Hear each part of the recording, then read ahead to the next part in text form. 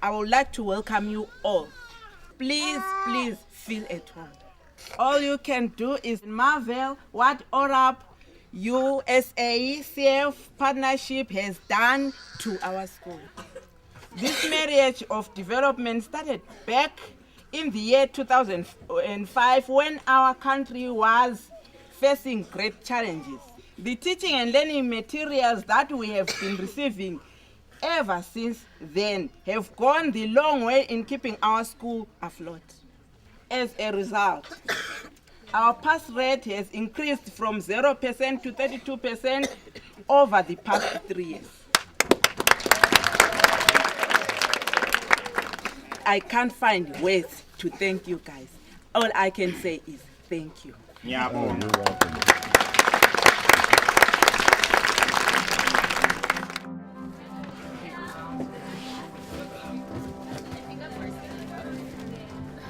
We're here packing our 16th container. It seems monumental and extraordinary that we've been able to do this. Let's make another pile over here because we don't know where this is going and I have to still inventory this stuff. But as long as the project's been going, people have supported us, students have helped us. It's a glorious day. I want you to get an appreciation for what all this means. Again, we're sending textbooks, library books, soccer equipment, toys, pencils, pens, just about anything we can get our hands on that will help the kids in these schools. In 2003, my wife and I were invited to a friend's wedding in Zambia. We don't turn down invitations to travel, so we were eager to go. At the same time, my son was doing work in Zimbabwe with an organization called ORAP. And when they came to a wedding in Lusaka, we invited them to come to Zimbabwe. So after the wedding, we headed down to Zimbabwe and we began to visit their schools. These schools were all rural, far away from any cities, had no electricity, and had no supplies whatsoever. They had no pencils, no pens, no books. They were in tremendous need.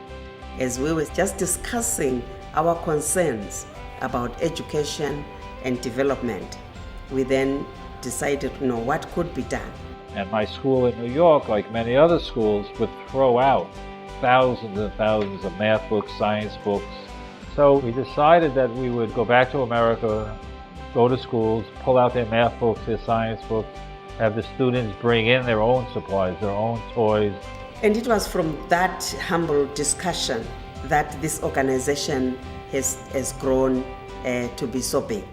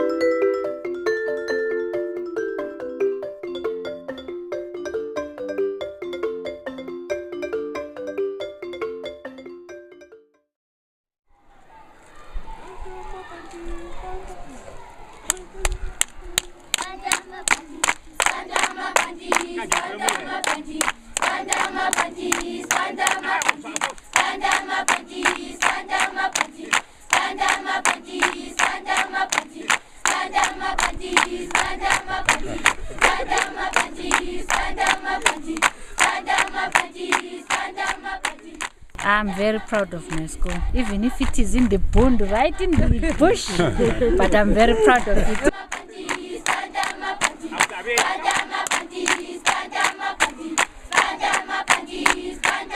Can you talk about what the school was like before you received these shipments? Ooh, the school had problems. Financially, with no money, parents are not able to pay fees. because our income comes from the payment of levies. So parents could not afford to pay the fees so that we could buy stationery, we could buy some balls, we could buy this and that for sporting activities. But this program came to our aid. The library is fully stocked. We have got books from grade 1 up to O level. Our library is fully functional. Children get the books to go and read at home. And that helped us to improve our pass rate a bit, especially the English books, the mathematics books. You can see the papers that you sent us. Teachers are using them to make the charts for the children to read. We have 409 formal students, and then we have got about 54 for the ECT class. Say good morning.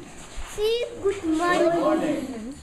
In grade 3, there are 59 students against 1 teacher, when the actual ratio should be 1:40 at most.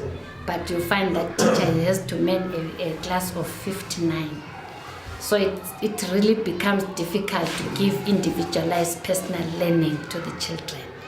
And mind you, the state of education in Zimbabwe over the last few years, teachers have not been earning a lot of money, and the support, any support that comes either from the community or from other places, has been very goes a long way to enhance education. We try to make their lives a little better. We will send them clothing, we will send them makeup for the women, we send them books for them to read, a radio if we can. We want the teachers to be happy to be at that school.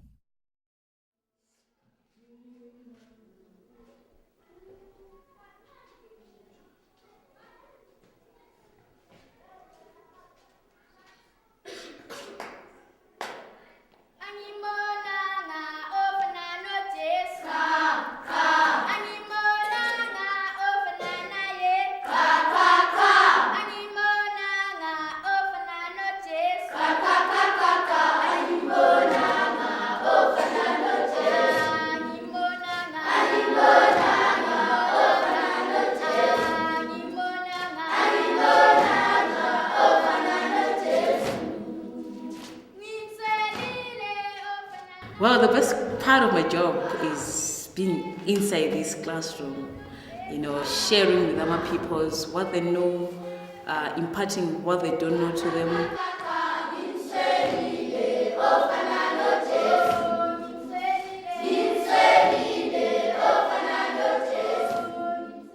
This song is saying, "Come, child of Africa, you've got a caring mother. Come, child of Africa, stand on your feet, walk out tall, and go out there." This is our kitchen. Right, this is where we do all the cooking. And one fun thing about our gentlemen, they are the best cookers.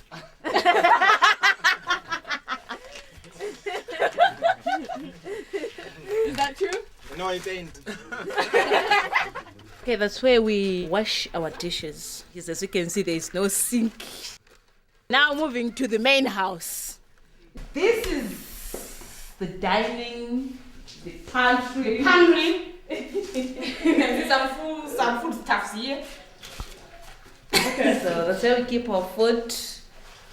In all the other things, maybe if the weather is not very good outside there, we just come and have our lunch, our breakfast, or our supper in this room. This is my room. My very single bed and my very beautiful wardrobe. My very beautiful wardrobe there. Right, and here the dressing table with a very, very beautiful thing that I received from someone called Brother Andy. Yes. Because I've got something here where I can just do my makeup with. So big thanks to you, Brother Andy. Right, so when it's dark, you just go you light the candle to get light in the room. And besides my Bible. So in Bluewater, there's my sister and her family. We just go there once per month to see them, and then we come back here. So most of our time we spend it here. So this is like home for us now. This is our toilet and a bathroom. 2 in 1. It's not tapped, so we just have to go to the borehole, get some water, and then come do the bathing in this place. That motivation, that drive in teachers, it can be very low because if you look where they live, I think that's a challenge that teachers at this school do have.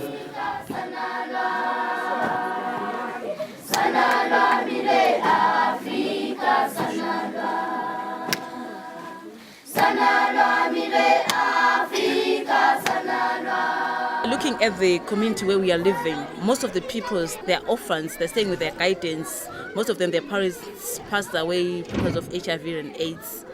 And there are some of the things that people they do maybe out of ignorance, abusing people.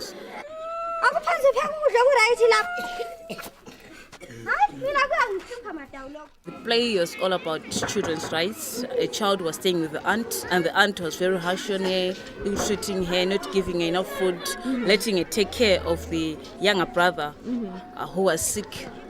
And the other girl was also an orphan staying with the uncle. So the uncle kind of like trying to draw that child close to him by the way of buying her sweets and biscuits. So that child ended up being raped by the uncle. And we see that this child here was being ill-treated by the aunt. And the teacher was the one who ended up sending the message to the parent that if they continue doing so, they might end up being imprisoned. Our kids are prone to abuse. You find somebody in Form 3, that person is supposed to look after the young ones. It's very difficult for an adult to cater for the family. What about a child? They live far from the school. We've got pupils who walk 15 kilometers to school and 50 kilometers back. They have to wake up around 3 a.m. and arrive at school around 7:30. You find out that when they start learning, they are very tired. Woke up at dawn to prepare for school. As I leave home, I will be as a lion, and my stomach will rumbling like a regiment of drums. When I get to school, my feet will be sore and they will be swallowed. When I get to school, I will be mentally tired, and that makes learning difficult for me. At the end of the day, I don't pass my exams. For most of them, their parents are maybe farmers, some are unemployed. So just getting the money for fees, it's a major challenge for most of the parents. Life is difficult in Zimbabwe. Things have become extinct as birds. Many things like food, clothes, and money. Our feet are swollen like ones of an elephant. Thorn bushes are part and parcel of our feet. Some of us are orphans. Education has become a dream that is not reachable. We are disappointed very much like a hen who has broken eggs. We are not given clothes, food, and medical care. We are treated as donkeys. We feel like a fish which is living in a river where water has been finished. In Zimbabwe, we rely upon farming. They don't have the time to farm. If there are two at home, one will be absent Monday, Wednesday, and then Tuesday, Thursday is the other one because they have to do the farming. Life is very good at school because at break time, I play many games like soccer, netball, basketball, and volleyball. When I go to home, I am not happy because I will be cleaning at home and watering the garden. I think at school is better than at home because I will be playing with my friends. At school, I will be enjoying myself.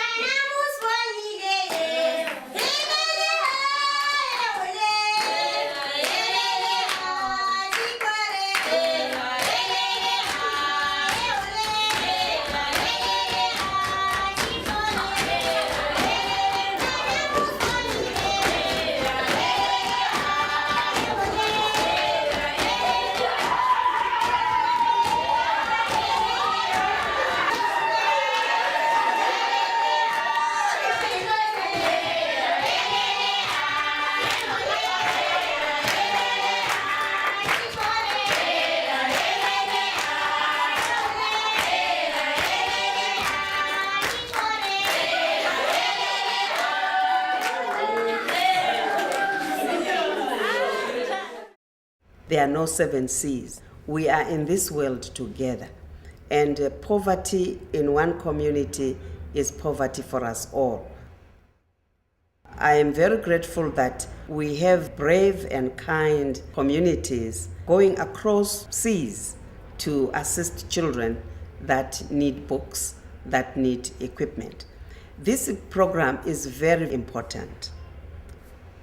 I also want to appreciate those groups that have sent sporting kits. The sporting equipment, the balls, the boots.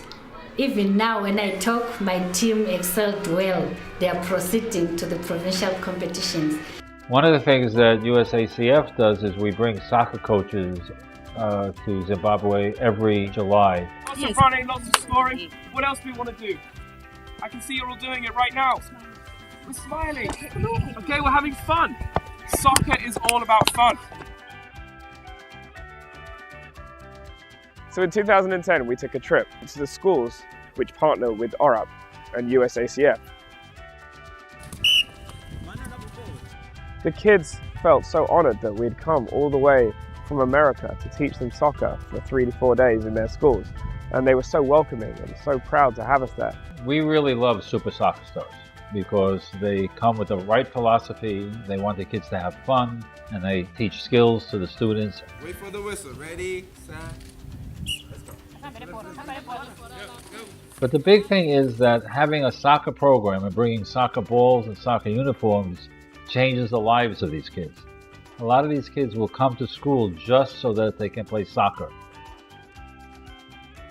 We brought with us 80 soccer balls, about 200 t-shirts, a bunch of goal nets, and the classes ran so smoothly. Even though there was a language barrier, we were still able to communicate with them through the language of soccer.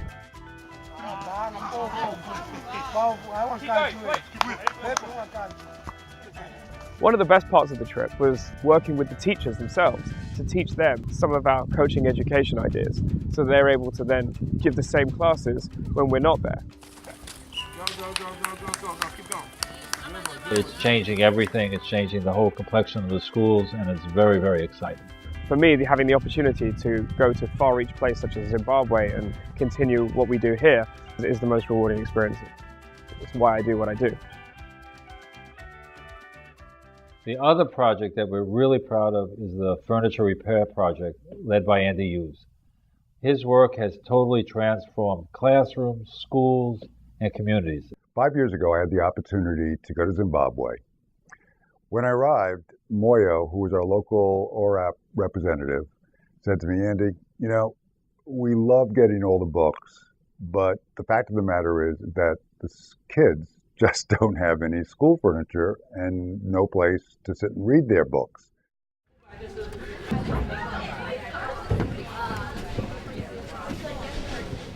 The wood that we are loading, this is a new project.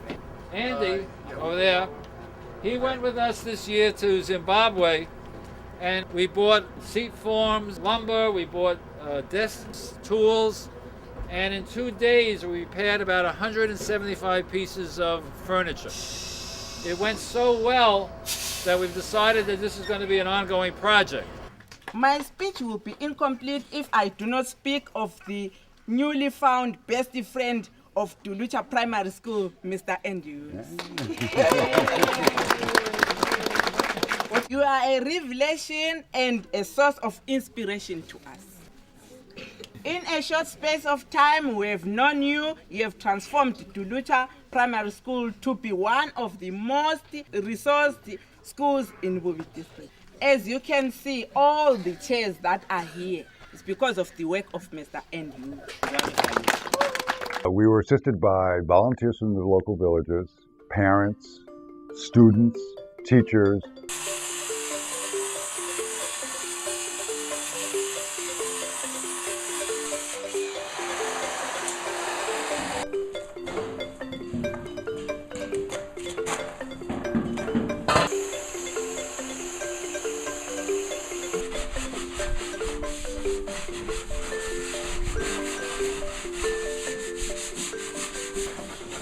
I'm learning how to varnish, and pretty soon I'll be teaching youth how to do carpentry and how to do school desks. I'm a quick learner. If I'll pass it on to my students. Of great importance to note is the inspiration that the community have drawn from this partnership. The schools now, they are motivated. After Ended left and we have left, they called us back. They did the repairs on their own. Thus far, we've probably completed about 2,000 pieces of furniture, but this is just a drop in the bucket. There are many more students to get into a desk. It is very difficult to be smart, and a lot of these kids are smart, and to learn that there's nothing in the room. I'm teaching science. This is the only book that I have. It's only me that have got this book. So when we get a set of biology books and we can give it to a whole class, they're in heaven. We try to talk to schools, find out what is it that they need, and then when we do ship those materials, we're responding to a need on the ground. In the kindergarten that we left this, there was nothing. There weren't even enough desks for all the kids, and we left this box of toys there. We didn't think too much about it. Came back about 6 months later, and instead of there being 20 kids in the class, there were 60 kids. Solely because we filled one box with toys.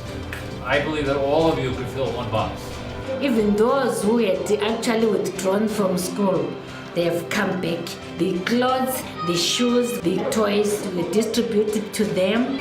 They feel very excited and then they feel like coming to school. Some shoes have been donated. It's really making a difference, especially in cold weather. You can imagine coming to school and it's on the floor, you're on barefoot, you're trying to concentrate. Some used to fail to produce pens, just a pen. A parent could not even afford to buy a pen for the child. But now, we think everything is in place. You can change people's lives. And in a lot of cases, fairly dramatically by doing very simple things. Bring in a pair of shoes. Somebody can walk to school. Bring in a notebook and a pencil. What has touched a lot of us is that the containers that come, they will be coming from different communities. School children donating their own pencils and their old books to children here. It's something that's really touching, that people from so far away just coming to think of, let's just go to Africa. No, to Zimbabwe, to this district, and maybe particularly to this school. We're so much honored. We are very grateful of the program. We are very grateful of your assistance. We just want to see these people growing up and be better people. And maybe when one grows up, maybe she or he will be a doctor and remember where he or she came from. But, I'm here because of the books that were sent to our schools. So we are really grateful for the help that you're giving us. And it's a very big thank you to you guys.